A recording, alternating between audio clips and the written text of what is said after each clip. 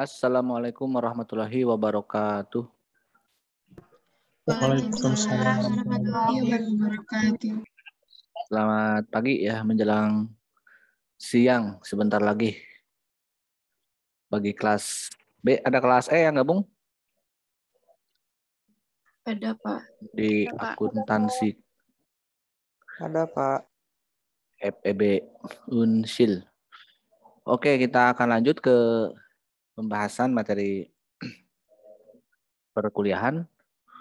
Waktu gabungan kemarin ini kan ada yang ikut sesi 1, sesi 2 ya? Campuran?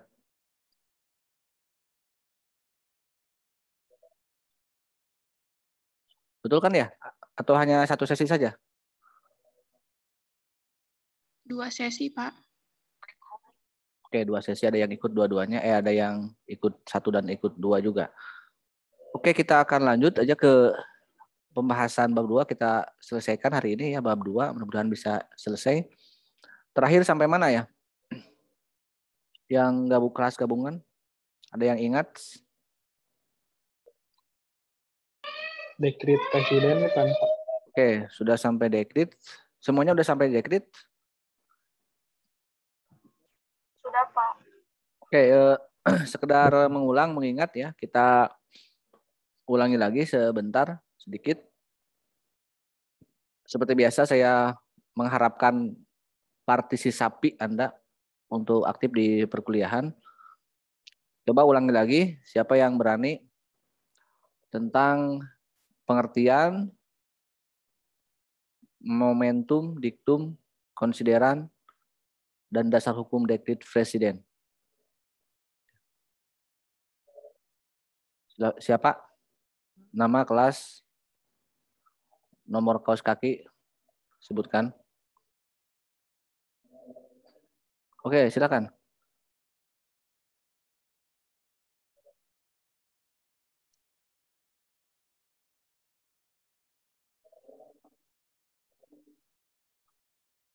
Siapa? Apa itu dekret? Apa itu di momentum, diktum, dan lain-lainnya. Oke, silakan. Langsung. Pak. Siapa nama? Nama Sanita Hidayani dari kelas B. Kelas B. Ya, Pak. Apa? Coba. Dekret adalah tindakan sepihak dari penguasa. Momentumnya yaitu karena negara dalam keadaan bahaya.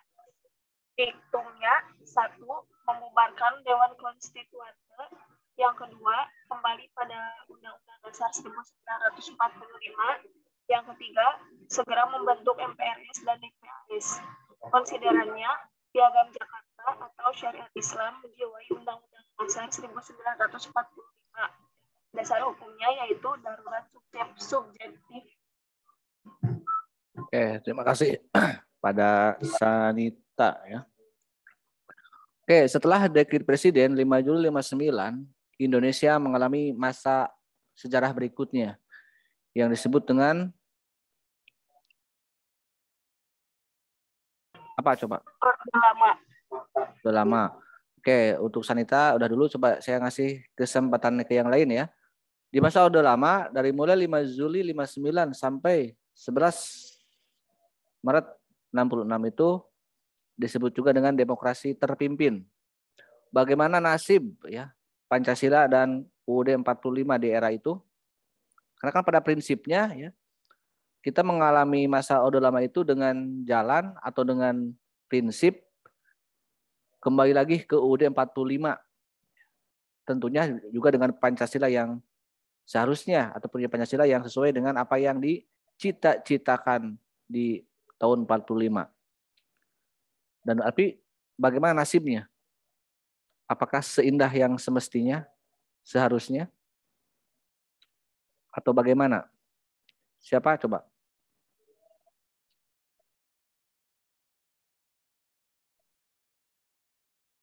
Ayo, jangan pura-pura bingung.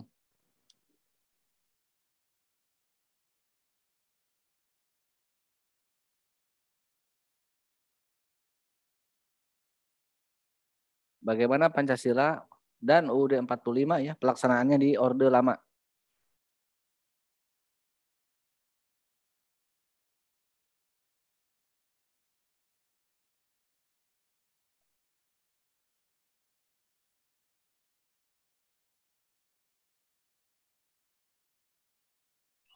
Aku Pak, Ai Intan.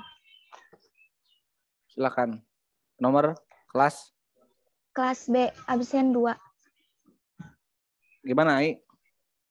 Jadi saat demokrasi terpimpin, eksistensi Pancasila terganggu oleh konsepsi Nasakom, yaitu nasionalisme, agama, dan komunis yang menjadi daya tawar Soekarno untuk kepentingan politik internasional.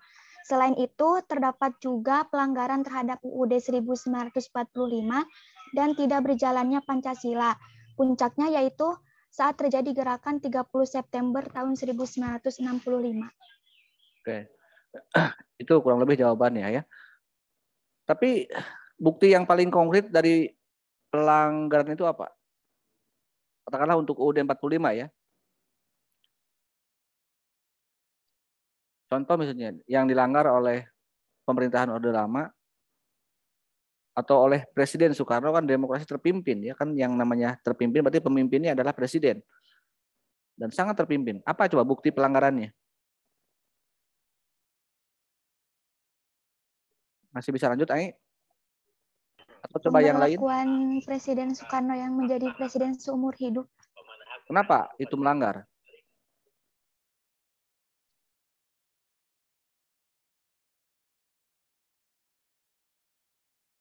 Karena kenapa? Alasan yang mau pengangkatan oleh siapa diangkatnya?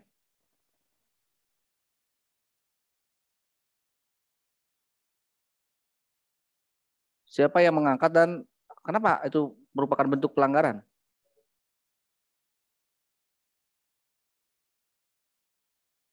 Coba yang lain ada yang bisa menambahkan?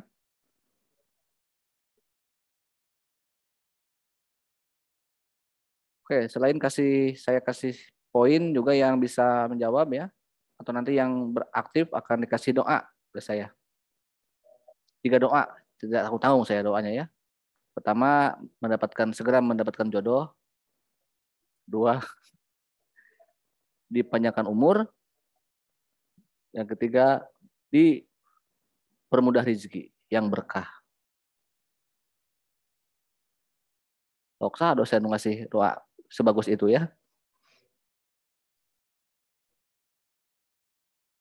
Siapa? Apa bukti pelanggarannya? Apa kenapa melanggar gitu? Dengan diangkatnya presiden seumur hidup?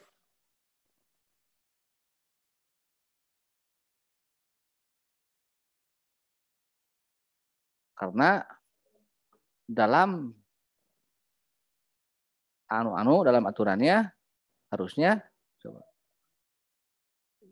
Udah kasih bolongan nih. Saya Pak Randy dari Pak Randy. kelas B, nomor absen 23. Kenapa Presiden Randy? Soekarno. Absen 23. Ya udah. Kelas B. Presiden Soekarno diangkat menjadi presiden seumur hidup itu oleh PPKI dan bukan PPKI ya, ini keliru. PPKI itu hanya ada di tahun 45. Dan menurut pasal 7 sebelum diamandemen pada undang-undang apa? Undang-undang 45, presiden itu Undang-undang dasar ya. Presiden itu memegang jabatan selama 5 tahun. Selama 5 tahun dan dipilih lagi. Yaitu. Jadi luruskan ya. Jadi setelah tahun 45, setelah 18 Agustus tidak ada dikenal dengan PKI, ada juga KNIP awalnya kemudian menjadi MPR dan MPRS. Nah, jadi Orde Lama ini ada MPRS. Nah, MPRS itu adalah lembaga tertinggi negara kalau di Undang-Undang Dasar yang sebelum diamandemen. MPR lah kalau secara definitifnya ya.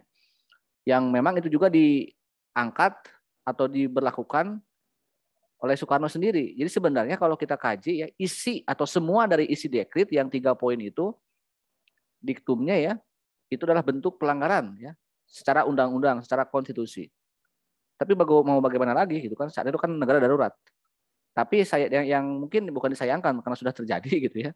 Di Orde Lama, walaupun Soekarno mengembalikan lagi UUD 45 yang secara konsekuensi logisnya ketika UUD 45 diberlakukan lagi berarti Pancasila ya adalah Pancasila yang disahkan oleh PPKI gitu. Tapi kan tidak dilaksanakan dengan Nasakom gitu ya. Dan Nasakom itu sebenarnya adalah puncak dari melihat gambaran umum dari hasil pemilu 55 gitu kan.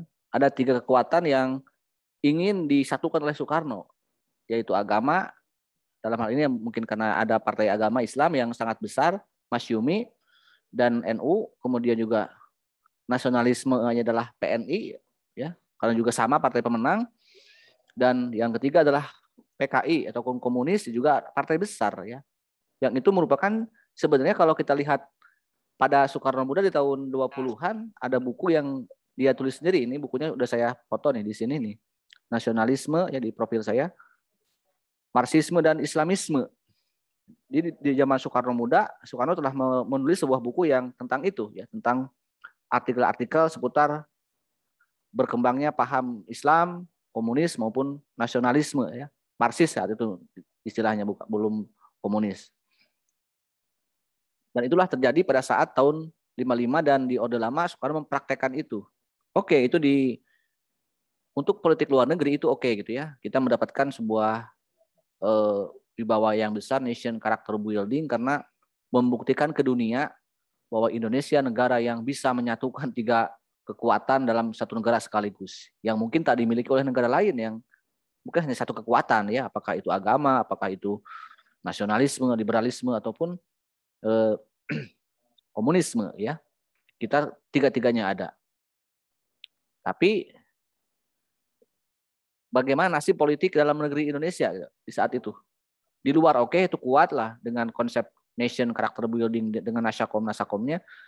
Tapi apa yang terjadi di dalam? Atau penyimpangan terhadap politik luar negeri juga sebenarnya ada ya. Coba siapa yang mau ngasih penjelasan di era itu? Kalau prinsip politik luar negeri kita apa yang Anda kenal di waktu sekolah ya? Bebas terbuka. Bebas aktif. Bebas aktif. Ya, terbuka. Atau juga kan kita sebelumnya ada gerakan non-blok ya. Bahkan ada konferensi Asia Afrika. Itu kan bentuk kita netral sebenarnya terhadap perang dingin gitu ya, yang dikomandoi oleh Amerika Serikat dan Uni Soviet. Tetapi di era Orde Lama itu tercoreng ya. Apa yang mencoreng Orde Lama coba dengan prinsip bebas aktif dan gerakan non-blok ya?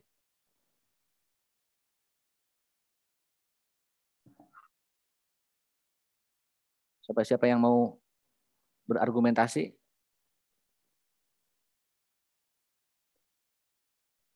Nasakom itu ya, coba siapa yang bisa ada?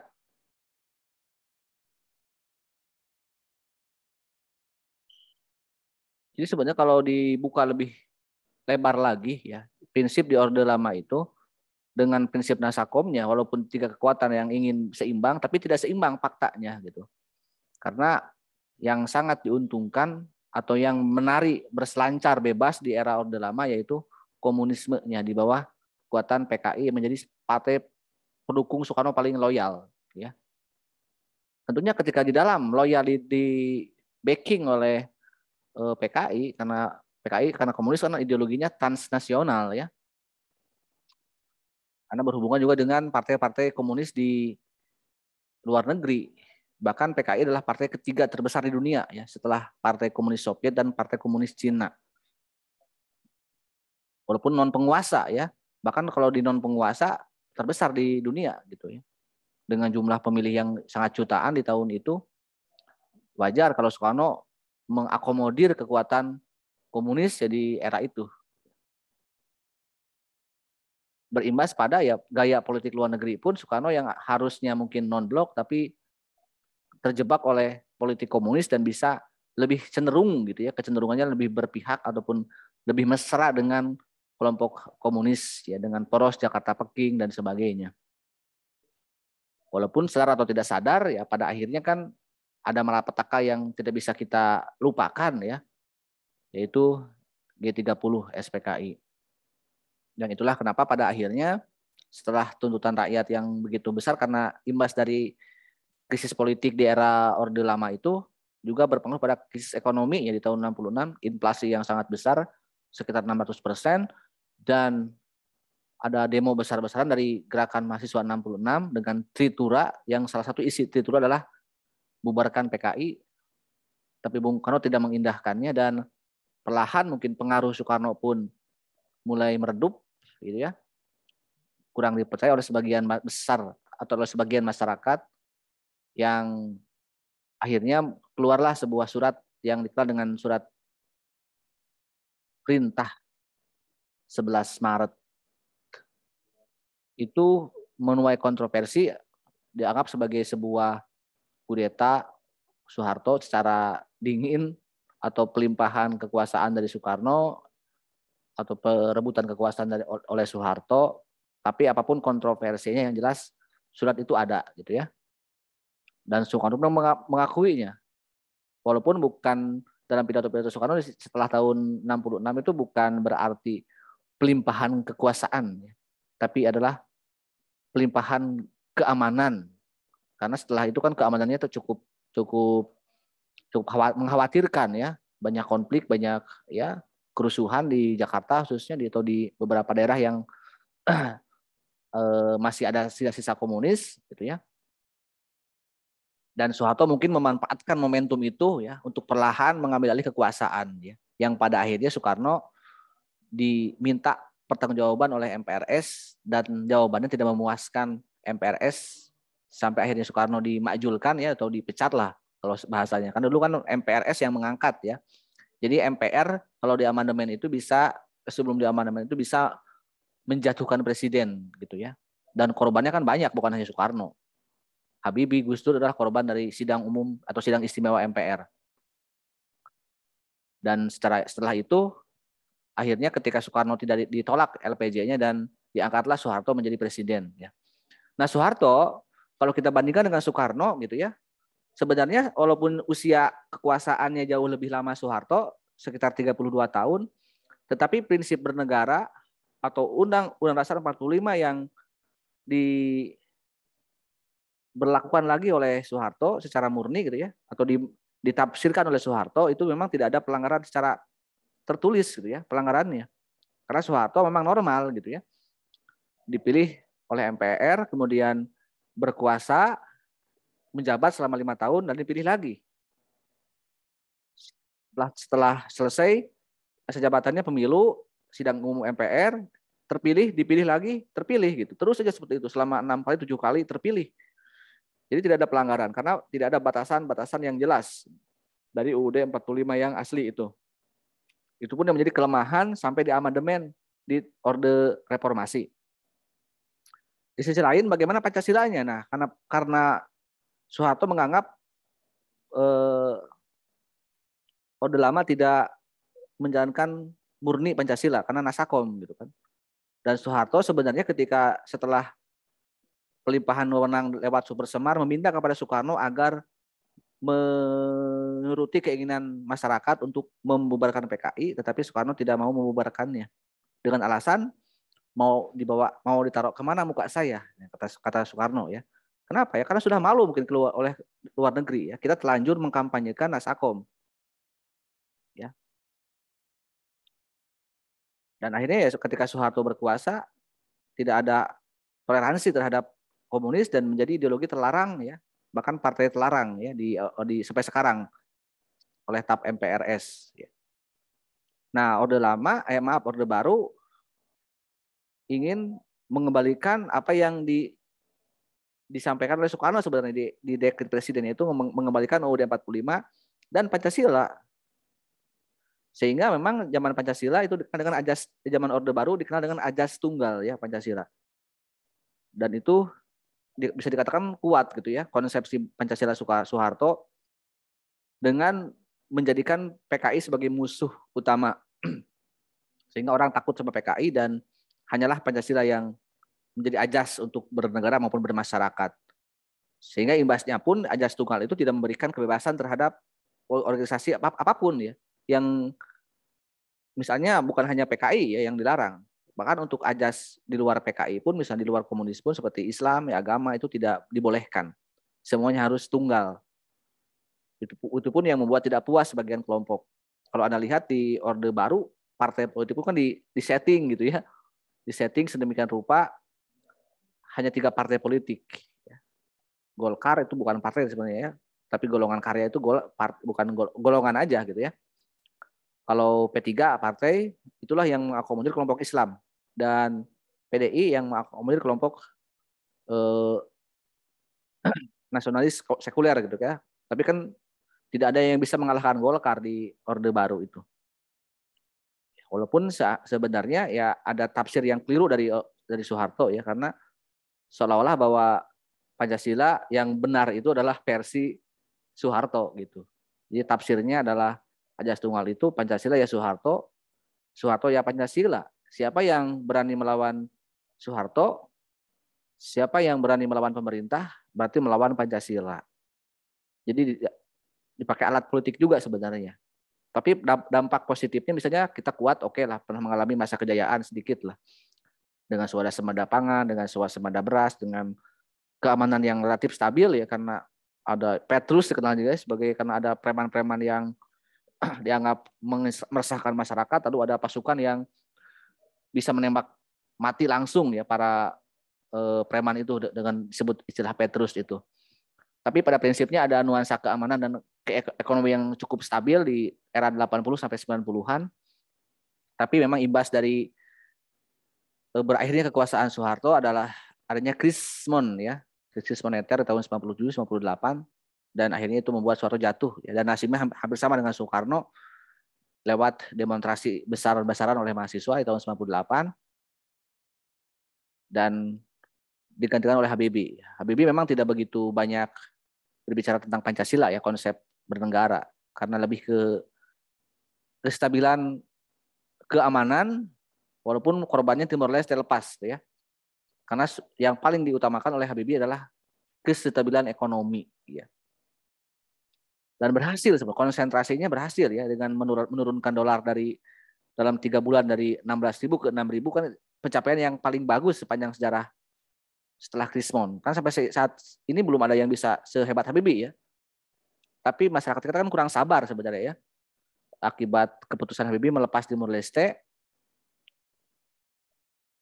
dulu emang dianggap salah Habibie itu ya, sehingga ditolak juga, dimajulkan kayak Soekarno di MPRS, di MPR, di sidang istimewakan, dan tidak puas jawabannya, dan akhirnya ya dipecat lah dalam tanda petik ya oleh MPR, di impeachment istilahnya. Karena undang-undangnya masih undang-undang yang lama ya, undang-undang dasarnya.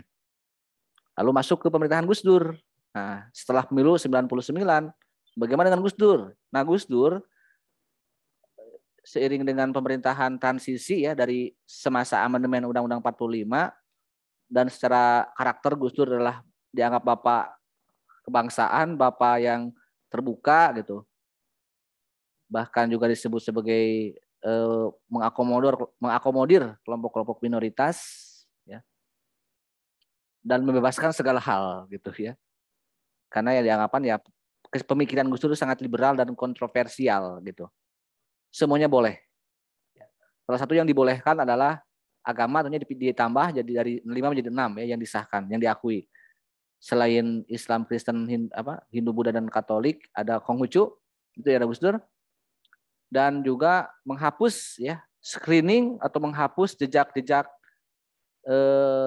anak cucu PKI yang oleh Soeharto di backlist ya.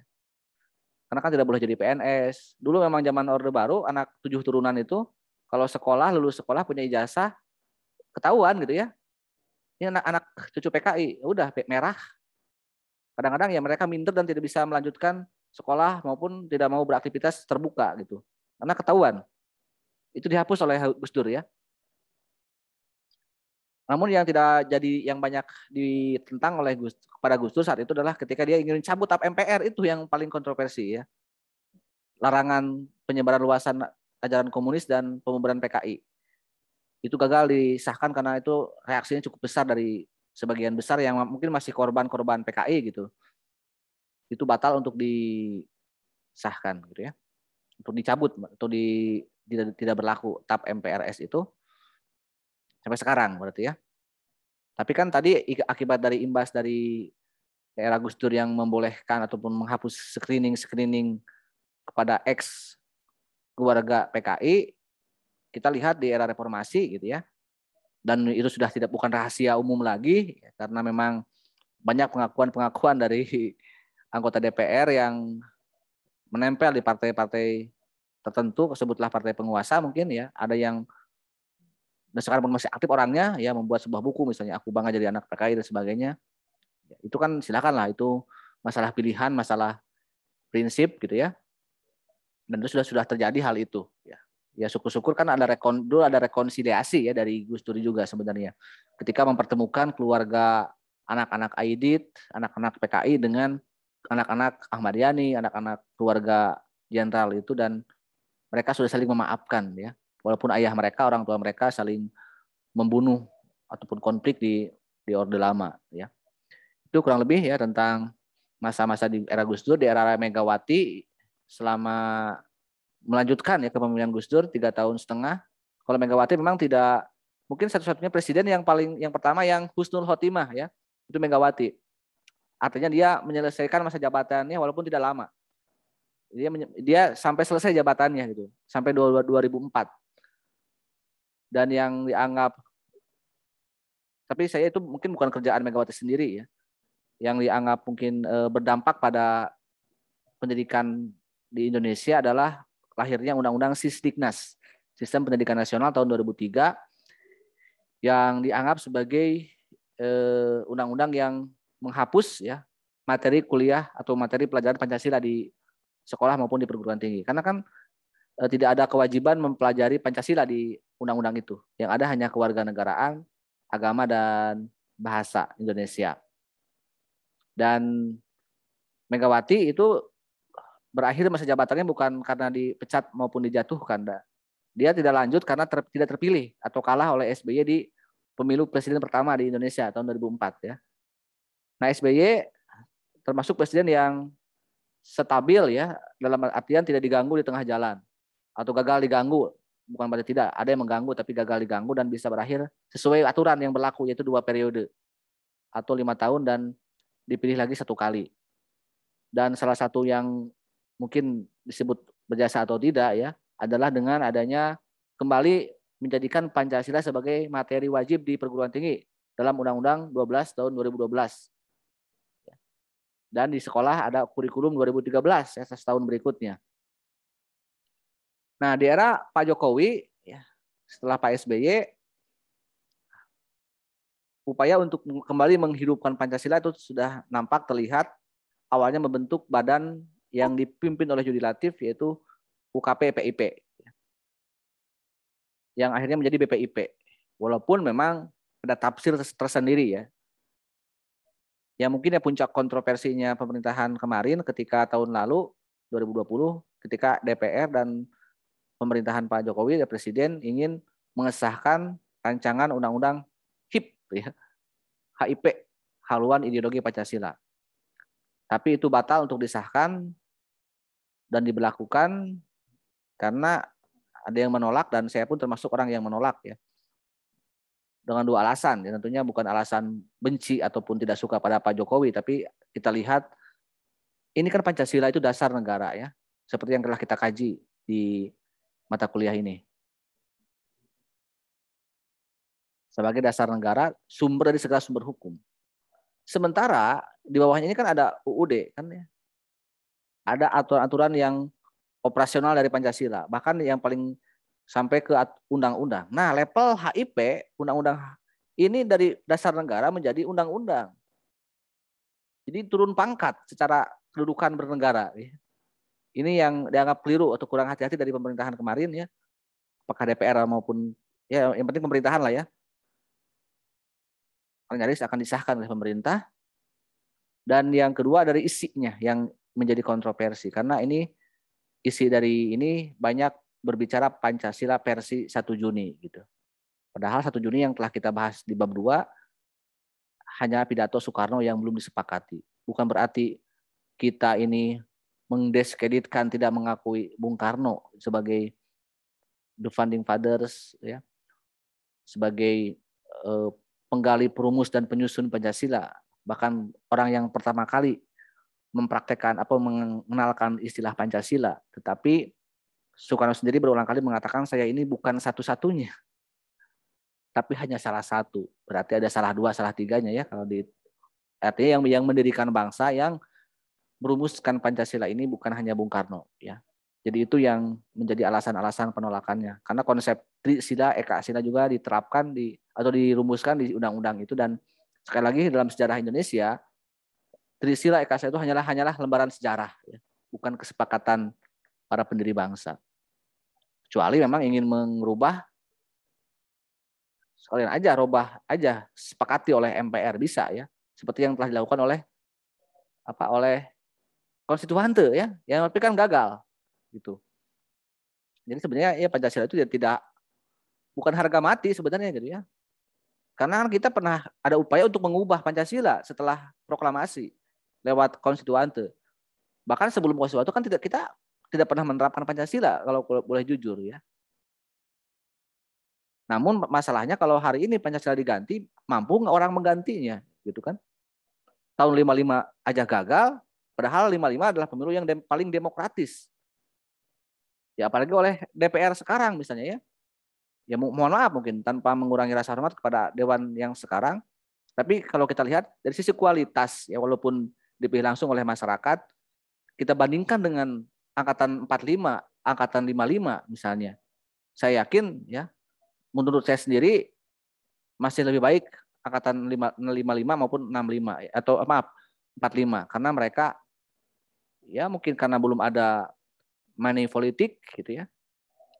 Mereka semuanya golongan intelektual yang di atas rata-rata ya. Sehingga ada yang berhasil ya menyepakati konsensus bernegara, yaitu Pancasila di tahun 45 khususnya. Di tahun 55 bagus tapi tidak ada konsensus ya. Mereka hanya mempraktekkan perdebatan yang menarik tapi gagal bersepakat. Itu tahun 55 sampai 59. Nah, kalau sekarang ya kan lihat sendiri ya bahwa kadang-kadang saling serang urusan pribadi gitu kan. Ini yang kurang elegan saya kira di era ini. Oke, silakan di sisa waktu kita lanjutkan ke sesi diskusi yang ingin digali pertanyaan-pertanyaan di bab 2. Silakan aja untuk sampaikan ke saya dengan secara seksama dan dalam tempo yang sesingkat-singkatnya. Tasikmalaya 25 September 2021. Siapa?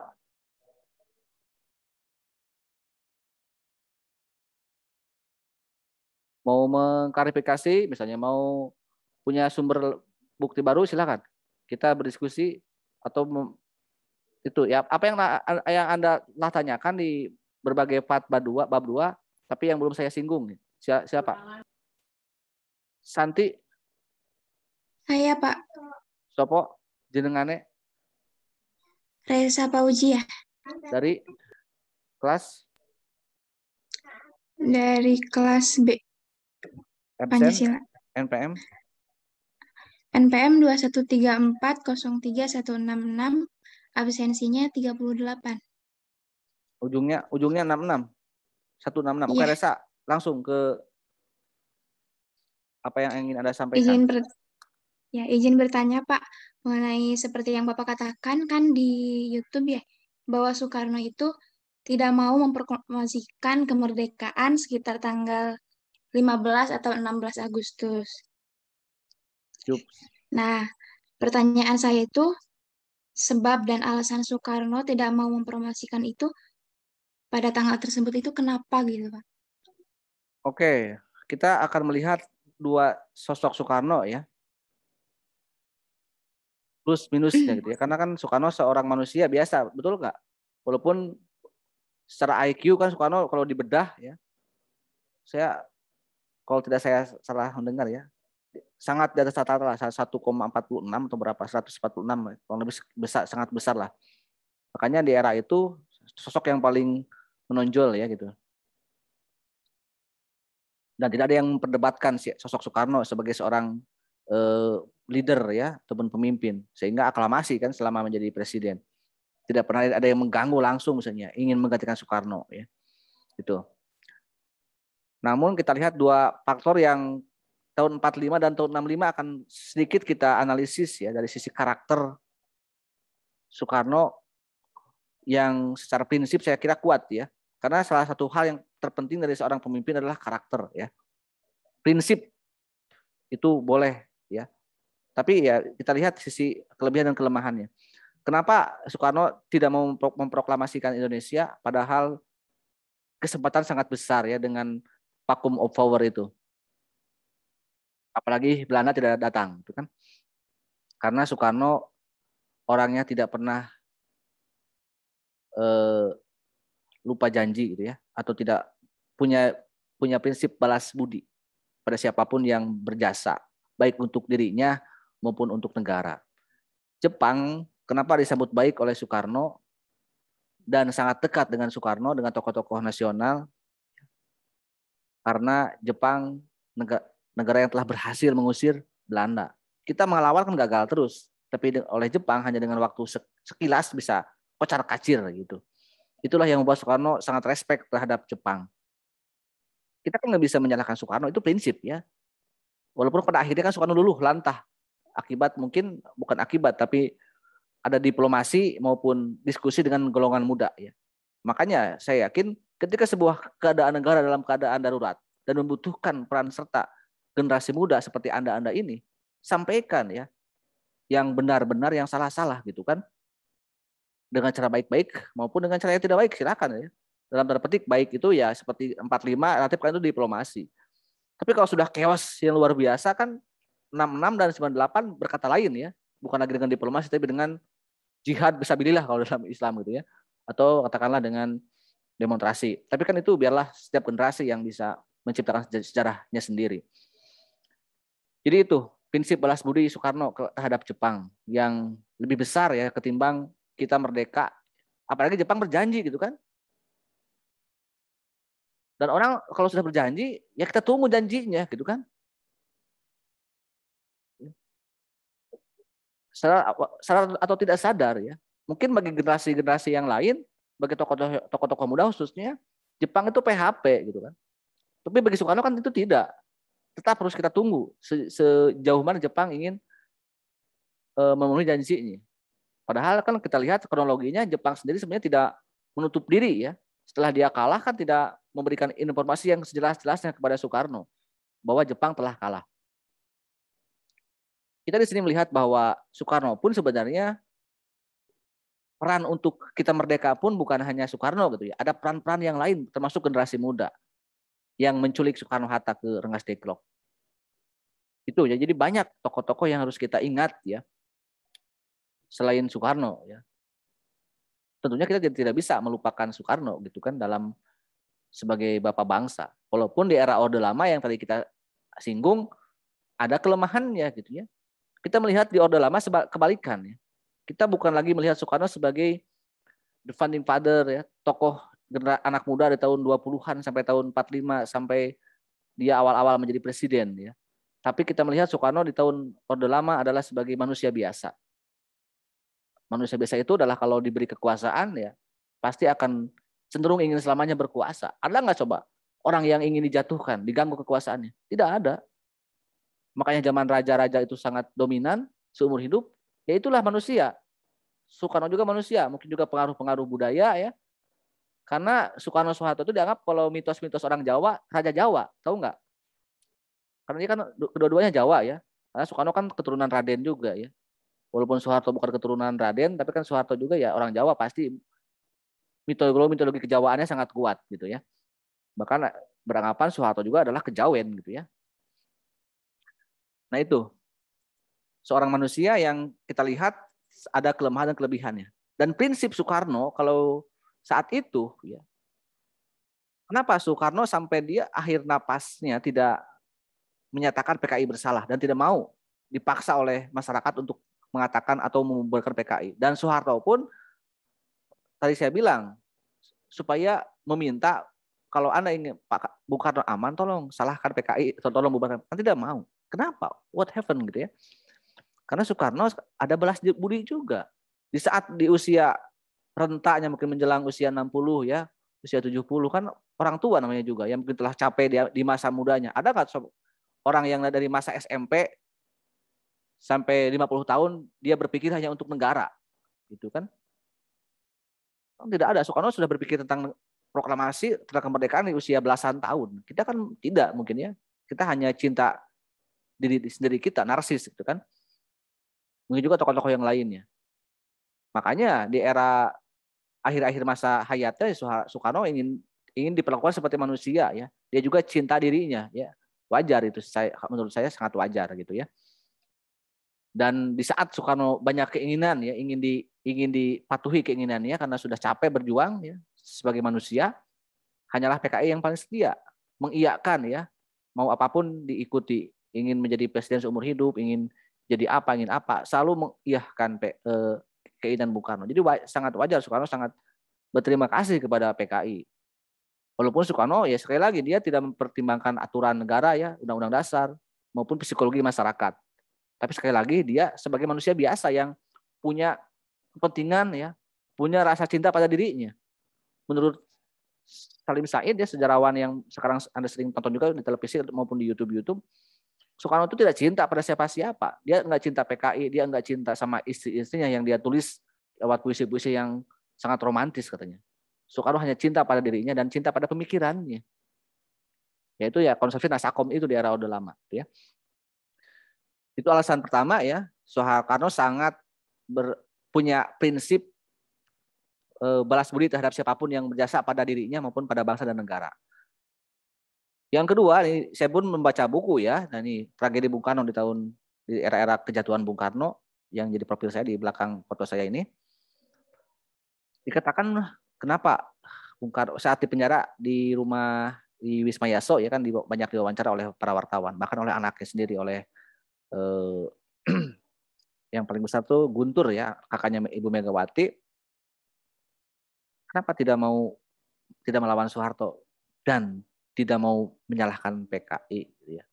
Apa alasan Soekarno? Saya tidak mau ada pertumpahan darah.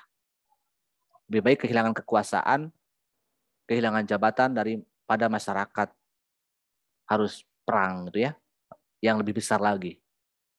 Di saat itu memang era-era chaos ya, setelah G30 SPKI itu. Chaos kumaha kan? Orang yang awalnya korban PKI kan balas dendam terhadap PKI. Jadi ada aksi saling bunuh gitu ya saat itu. Jadi aksi balasan dari keluarga korban, mungkin anak-anak kiai, santri-santri para kiai maupun keluarganya. Ketika PKI lemah kan balasan aksinya, dibantu oleh tentara zaman Pak Harto, oleh Sarwo Edi ya, pimpinan oleh mertuanya Pak SBY kan saat itu. Kalau seandainya Bung Karno misalkan mengatakan PKI bersalah, orang-orang pendukung Soekarno pun sama akan melakukan hal yang sama terhadap PKI, yaitu aksi ya. Masih mending kalau targetnya walaupun nggak dibenarkan secara hukum ya, tapi secara dendam mungkin bisa ditepat sasarannya misalnya terhadap keluarga PKI. Tapi kalau sasarannya orang nggak berdosa hanya dituduh misalnya, itu anak PKI atau anak buah PKI ya. Dulu kan setiap ada itu langsung dikejar, langsung dibunuh, langsung dibantai gitu ya. Karena kalau konflik dengan PKI itu bukan hanya dengan umat Islam ya, kalau di Bali itu dengan PNI sebenarnya. Perebutan kekuasaan juga, perebutan pengaruh juga dengan Bung Karno. Jadi Soekarno menghindari pertumpahan darah. Kalau seandainya Soekarno mungkin dia menuruti keinginan mahasiswa ya, di era Tritura dengan membubarkan PKI, mungkin Soekarno relatif aman, tidak ada lagi, akan tetap berkuasa ya sampai mungkin dia seumur hidup sesukanya dia. Tapi kan itu yang namanya orang kan. Yang penting orang pemimpin itu prinsip gitu ya. Yang kuat walaupun kontroversi, ada yang puas, ada yang kurang puas. Tapi kan kalau orang cerdas itu, kalau orang hebat itu kadang-kadang bisa mempertimbangkan di luar batas kita. Contoh Habibie misalnya. Habibie kan salah satu presiden yang dianggap cerdas gitu ya. Betul nggak? Bahkan orang pintar, salah satu orang terhebat di dunia. Dulu orang Indonesia nggak berpikir kenapa Habibie lebih memilih melepas Timor Leste dan lebih memilih ekonomi untuk bangkit lagi gitu kan. Dulu orang kan benci pada Habibie awal-awalnya. Kok kenapa Habibie bisa seperti itu? Akhirnya orang kita kan nggak sabar. Karena rata-rata orang Indonesia kan tidak sampai ke sana pemikirannya, belum berpikir panjang. Kalau kata Francis Fukuyama ya, seorang peneliti Jepang, salah satu karakter Indonesia itu selain ada 13 dari Muchtar Lubis itu ya, yang banyak negatifnya, satu hal yang positif dari Muchtar Lubis itu artistik. Makanya Anda senang K-pop itu karena ya budaya kita budaya artistik gitu ya. Yang lainnya negatif, hipokrit, munafik, ditambah oleh Francis Fukuyama yaitu tidak pernah berpikir panjang. Ya Habibie orang di atas rata-rata itu. Sekarang kan orang bisa paham kalau udah 10 tahun, 20 tahun baru paham. Oh, benar ya. Dulu Habibie melepas Timor Leste. Apa untungnya gitu kan? Bukan bagian dari kita, hasil jajahan kita nggak menguntungkan. Kan sekarang pun mereka kan mereka malah ribu sendiri kan ya, repot sendiri gitu. Itu kan sangat cerdas dari Habibie gitu ya. Jadi itu kurang lebih ya. Silakan. Masih ada lah waktu sekitar belasan menit lagi. Siapa yang mau digali lagi pertanyaannya yang belum saya uraikan? Aku, Pak. Aku mau, Pak. Siapa yang saya dengar? Dahlia. Coba yang udah Dahlia ngomong kelas. aku, asukan biar nanti ngantrinya ada antrian gitu. Kasih tanda tangan, tangan ini, dadah gitu. Coba Dahlia dulu. Izin bertanya, Pak, mengenai yang di YouTube. Kan dijelaskan bahwa Undang-Undang Dasar 1945 itu tidak bisa diperbaiki kecuali pembukaan itu sendiri. Nah, itu tuh kenapa, Pak? Iya. Itu kesepakatan hasil amandemen gitu ya. Agar kita tidak mudah untuk mengubah aturan gitu ya. Betul, aturan itu buatan manusia ya, bukan hal yang sempurna, nggak haram. Dulu kelemahan Orde Baru kan seolah-olah haram, dosa mengubah undang-undang dasar itu. Karena apa? Alasan paling rasionalnya, alasan politisnya, karena undang-undang dasar 45 itu menguntungkan pemerintahan Orde Baru. Karena ada kelemahan yang dapat dimanfaatkan untuk memperpanjang kekuasaan. Itu kehebatan Orde Baru ya. Jadi mampu memanfaatkan kelemahan undang-undang dasar untuk memperpanjang kekuasaan. Kenapa ya? Karena namanya juga buatan manusia kan gitu. Wajar kalau ada kelemahan yang bisa dimanfaatkan. Untuk itu betul banyak undang-undang pasal yang ditambah dari 37 menjadi 73. Tapi prinsip-prinsipnya tidak bisa dirubah termasuk pembukaan. Kenapa? Kan Anda lihat sendiri ya, kita lihat sendiri betapa heroiknya ya perjuangan merumuskan Piagam Jakarta sampai pengesahan PPKI di pembukaan itu kan. Dan bagaimana kegagalan konstituante dalam membuat yang baru. Betul-betul kan? Dan itu ya. Jadi jangan sampai ada lagi perpecahan yang menimbulkan konflik. Itulah kenapa dipatok tidak boleh mengubah hal-hal yang dianggap prinsipil. Oke gitu ya, Dahlia. Iya, makasih, Pak. Oke, sama-sama. Silakan lanjut ke Sopo. Gina ya? Betul? Iya. Gina apa? Aku mau nanya tentang PKI, Pak. Kan katanya PKI itu perpecahan dari SI merah sama SI putih ya. Nah, kenapa SI putih sama SI merah itu membentuk golongannya masing-masing? Terus faktor apa sih yang bisa menyebabkan perpecahan kedua golongan itu? Makasih, Pak. Nah, ini harus kita memahami kelahiran paham komunis di Indonesia ya. Yang bukan, kalau makanya saya katakan berbicara tragedi G30 SPKI itu bukan hanya berbicara tahun September dan Oktober 65. Tapi lihat 48 dan tentunya 20-an ya. Tepatnya pada masa Hindia Belanda. Pada saat pergerakan nasional, selain paham-paham yang kita sebut sebagai Islam ya ataupun agama dan nasionalisme liberal dan sekuler, tapi juga di Belanda karena kita masih satu negara dengan Belanda, di negara itu bukan hanya ada partai liberal sekuler, tapi juga ada partai komunis sosialis. Dan Snaplit sebagai orang Belanda yang aktif di partai sosialis komunis Belanda, karena kita satu bagian dengan Belanda dengan satu pemerintahan ya Hindia Belanda. Dan Hindia Belanda sedang mengalami masa-masa pergerakan nasional dengan munculnya paham-paham yang mempengaruhi tokoh-tokoh pergerakan. Salah satu paham yang ingin dikembangkan oleh orang Belanda yang adalah Snelfleit adalah paham komunis, sosialis, yang membawa paham itu ke Hindia Belanda maupun ke Nusantara lah. Sama dengan yang lain, jadi merekrut generasi muda, pelajar, mahasiswa untuk masuk ke organ-organ itu. Dan ternyata memang simpati masyarakat atau kelompok terpelajar, golongan intelektual Indonesia atau Hindia Belanda saat itu kurang begitu respect atau memberikan respon yang baik terhadap Snelfleit, terhadap ISDV. Sehingga gagal dalam membuat anggota yang banyak lah ya. Kalah oleh kelompok yang dulu sangat luar biasa, yaitu salah satu organisasi yang besar sebagai peletak dasar Indonesia, kebangsaan Indonesia dan Indonesia merdeka adalah Syarikat Islam di bawah pimpinan Cokro Aminoto. Nah, kalau kita lihat sosok Cokro Aminoto ini sosok yang bisa kita hubungkan satu nasab, kakeknya Maya Estianty ya, mantan istrinya Ahmad Dhani. Betul ya. Nah, muridnya Cokro itu kan ada 3 yang terkenal ya, yang menjadi tokoh-tokoh yang mempengaruhi politik Indonesia setelah kemerdekaan. Soekarno, PNI, dan Kartosuwiryo, DITI, serta Musso, PKI. Nah, Soekarno itu selama di sekolah maupun belajar dan ngekos di rumah Bapak Cokro Aminoto itu menikahi anak Cokro, namanya Utari. Masih muda lah, Utari masih 15 tahun, Soekarno masih 17 tahun. Dinikahi, tapi tidak punya anak. Dan Soekarno ke Bandung kan menceraikan Utari dan menikahi Ibu Inggit ya.